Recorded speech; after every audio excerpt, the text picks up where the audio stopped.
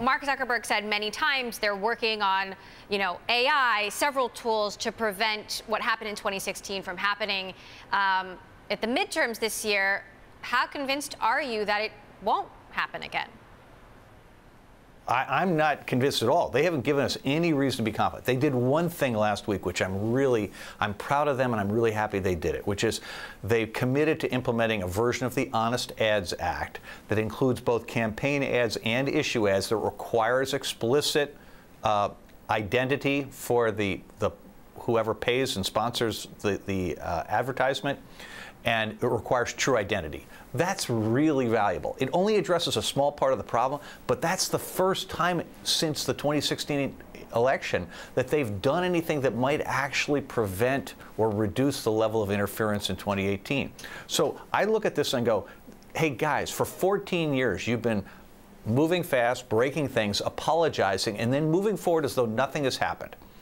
We're done with that. Now we're at the point where we've got to see substantive change, and if we don't, the regulators are going to have to, step in here in a big way. If I were Facebook, I would embrace the global data protection regulation that's going online in Europe on May 25th. I would embrace it because that's a very good starting point for individual privacy. But on the national security thing, I don't think they're even remotely prepared to do this. The first thing they have to do is they cannot have employees embedded in campaigns anymore.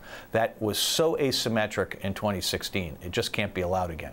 And I think, candidly, they're going to have to pull themselves out of election politics the best way they can, because at the moment, they provide a really substantial advantage to anyone who runs a really inflammatory campaign. Because Facebook engagement is driven by fear and anger, things that appeal to fear and anger have a giant advantage in terms of reach. In Trump's case, 17 times as much reach per dollar spent because of the nature of the message he was putting out there. Roger, there is a chance that Facebook and we are only scratching the surface right now. What are the chances that there are many more Cambridge Analytica type situations out there? Well, we're going to find out. What I can tell you is I'm already aware of a number of things that happened in 2016 that are not generally understood. The role that the Facebook employees inside the Trump campaign played, the evidence is mounting that they played a huge role in the success of the Trump campaign. Taking the data that Cambridge Analytica had misappropriated, working side by side with the Cambridge Analytica people on behalf of the Trump campaign, a mere 6 months after there'd been this huge furor over Cambridge Analytica misappropriating the data and, in theory, destroying it on Facebook's insistence. But 6 months later, Facebook was totally happy to be working with them with the same data. Zuck's going to have to work really hard to convince anyone that they did not know that was going on. It was so public.